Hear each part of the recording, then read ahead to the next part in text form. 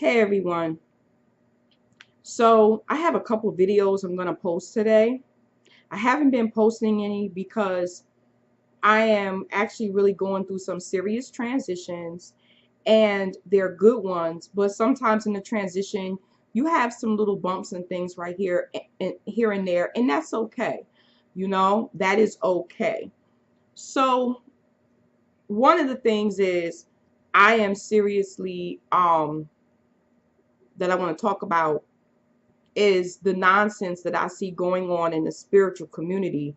My godfather touched on this, but I'm going to touch on some other things. Let me segue a little bit.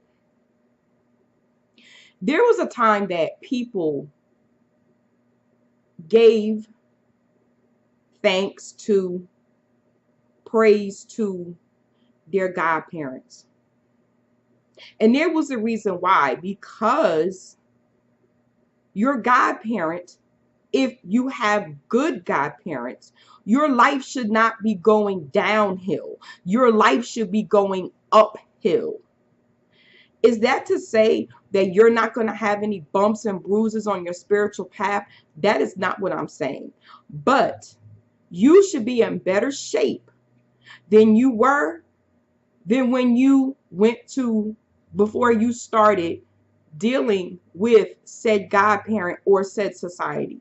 Some things good should have happened. Now, we all know how life is, and you must have a way for things to come through. You can't sit on your butt and expect for some things to come through. And you also have to realize some things are not for you.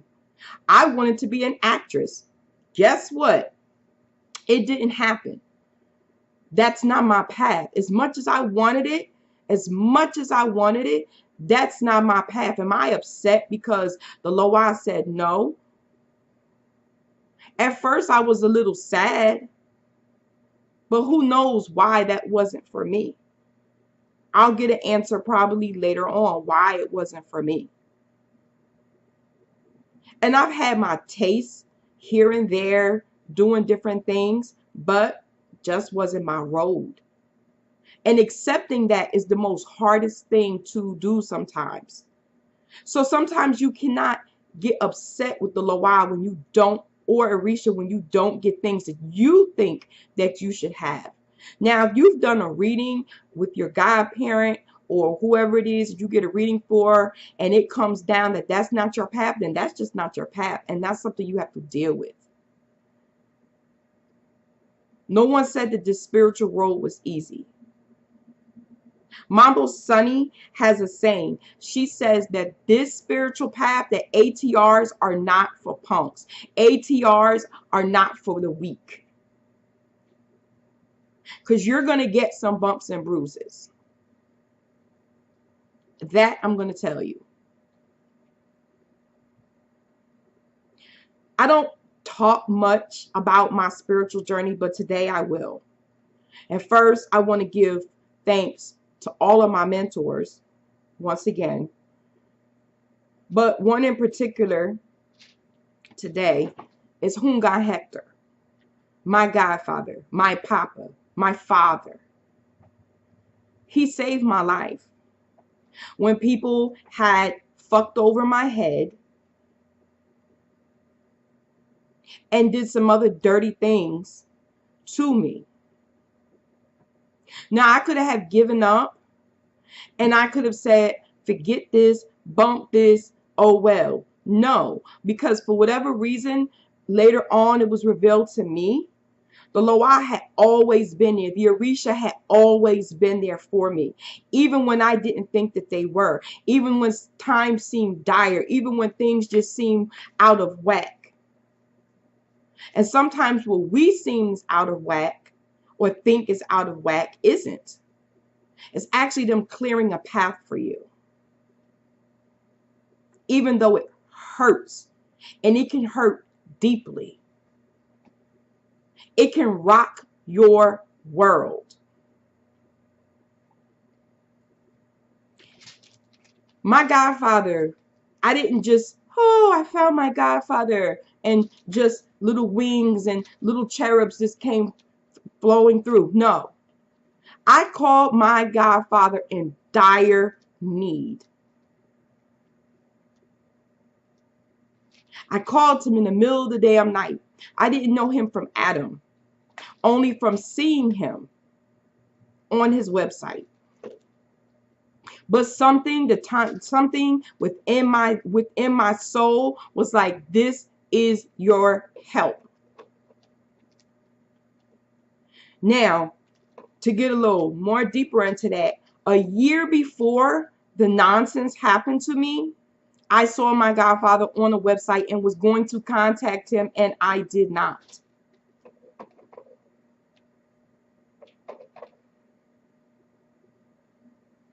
Because I was confused because of some things that were going on in my life.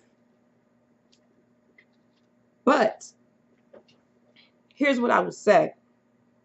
Since I have been with him, my life has gotten better. Do I have my ups and downs? Yes, I do. Do I have things that I still have to work through? Yes, I do, as we all. On a spiritual journey, it just doesn't stop. It keeps going. And when you think you know something, you don't know shit.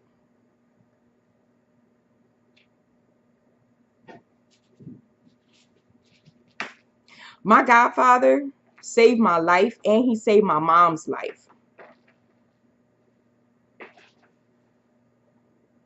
He's not a godfather that coddles you and always giving you praises. No, that's not who he is.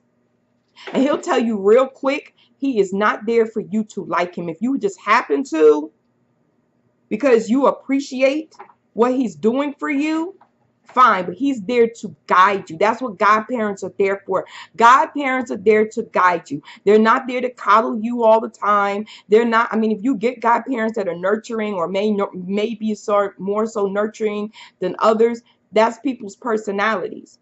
But the main thing is, they're not there to be yes people. They're there to let you know when you fucked up. They're there to let you know to be on track. Another thing I've noticed what gets people in trouble is y'all fall for the flash and the dash.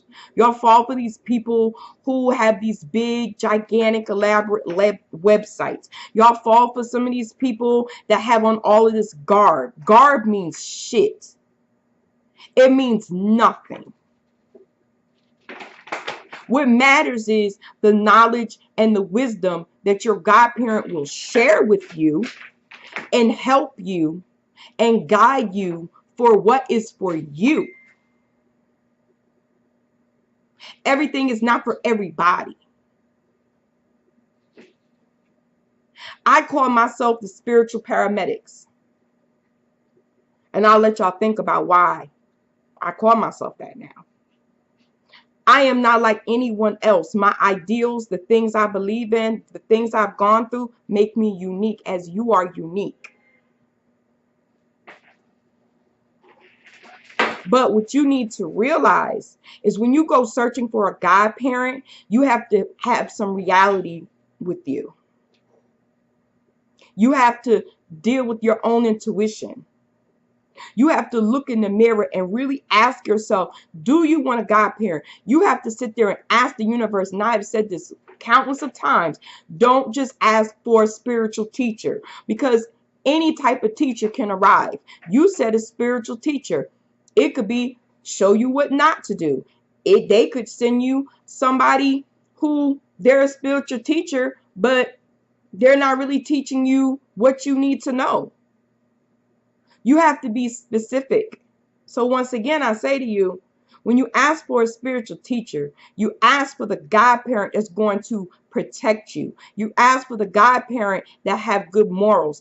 And what I mean by morals, I'm not meaning like society morals. I'm talking about they care about your soul.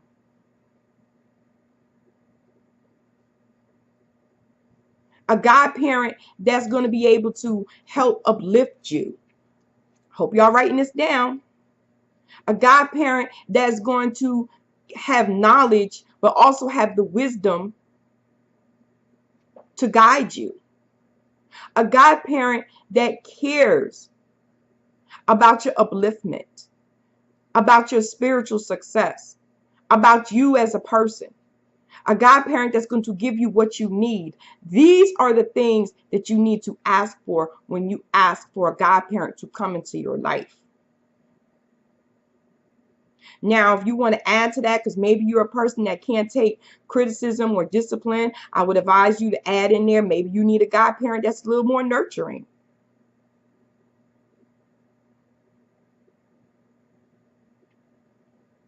I can testify that Houngan Hector, I was having problems walking for a minute. And this was due to things that have happened in my life. Y'all think that the spiritual world can't affect y'all? Well, let me tell you something. It can. And it doesn't happen overnight, the bad or the good.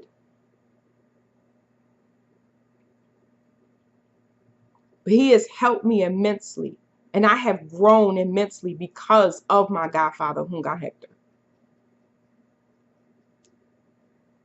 We don't give credit where credit is due.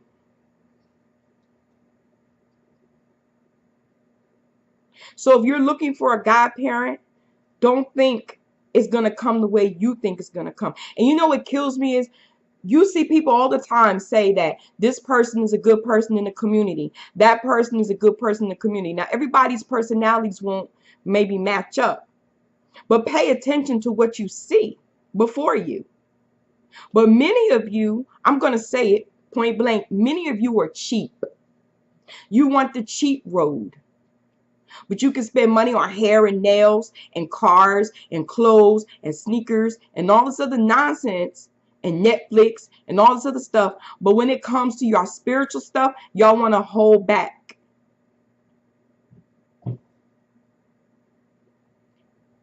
The next thing is, let me tell y'all something.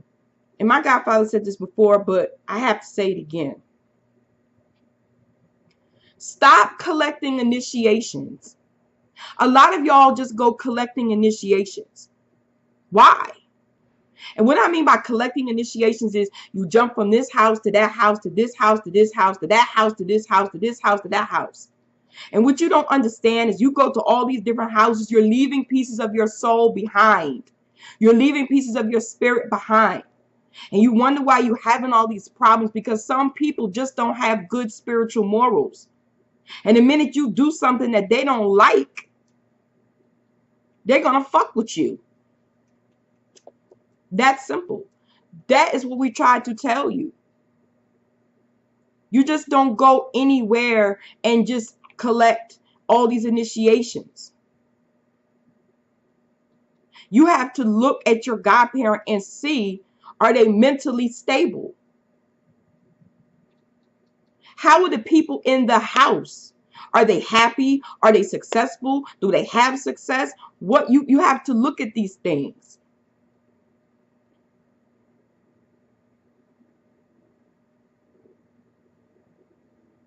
And then you also have to look at your godparents' life.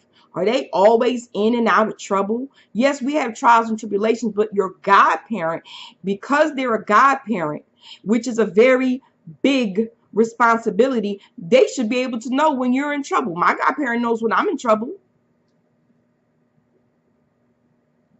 My godparent knows when different things are going on. He knows what's going on with his godkids.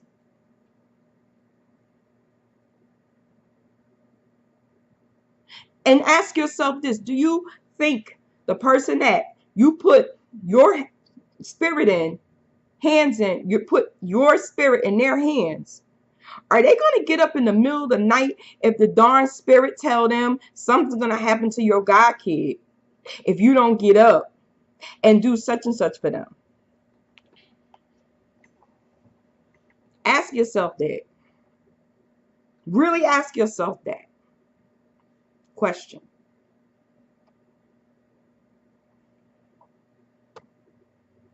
Before you go and decide to go and just leave your soul in different places, your spirit in different places, or attachments and connections, because that's what you do. Oh, and by the way, The things and problems, your godparents have a lot of problems and they don't put their hands in your spirit. You just inherited that. That's why it takes years and years for real godparents to become godparents if it's meant for them to be godparents. But there's a lot of godparents out here that were never meant to be godparents. Just titles. Just to say I have X amount of godchildren and have responsibility to none of them. So to leave this off like this, you need to ask yourself, do you really want to follow the path of the Orisha or the Loa? Or any of the ATRs? And are you ready to put in the sacrifice and the time to do so? So I'm going to leave you with that. Bye-bye.